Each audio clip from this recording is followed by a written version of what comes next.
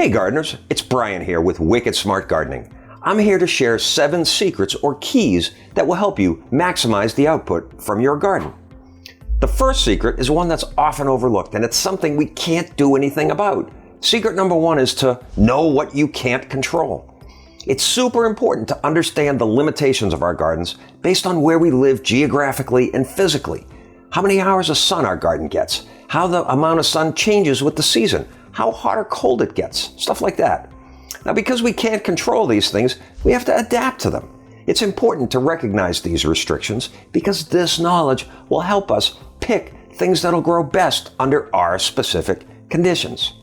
That brings us to secret number 2, which is get your soil ready. You'll have much more success gardening if you create an environment in your soil where your plants want to grow.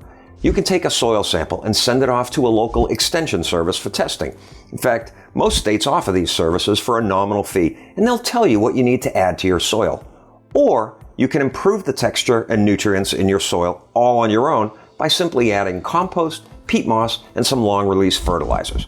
If you're growing in pots or containers and buy prepackaged soil from your local garden center, what you buy probably has all the nutrients you need for this growing season. Now, the third secret is to understand if your garden needs protection, such as barriers or fences to deter animals from stealing and eating the fruits of all your hard work. There's nothing worse than growing a beautiful garden and then losing most of your bounty to animals that devour your crops before you have the chance to enjoy them. Give this some thought up front, or choose crops that the animals aren't interested in.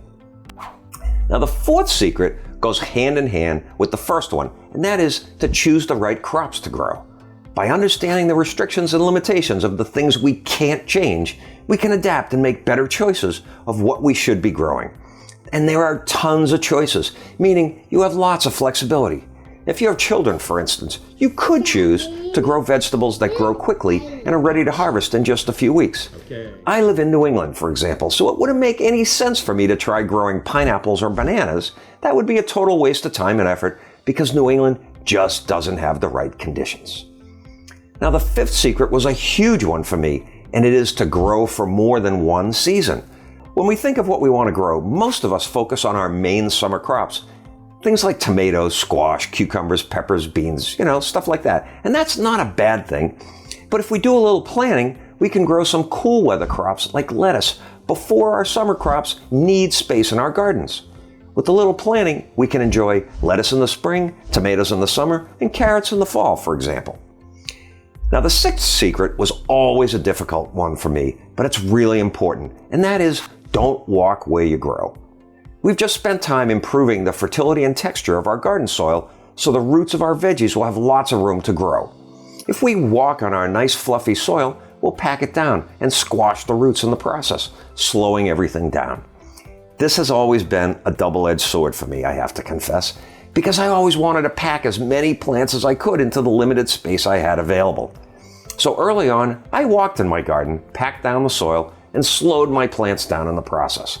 I'll share a few workarounds I came up with to get around this in some of the other videos you'll see. And the seventh and final secret is to learn from what you grow. Your garden will show you what grows well and what doesn't under your local conditions.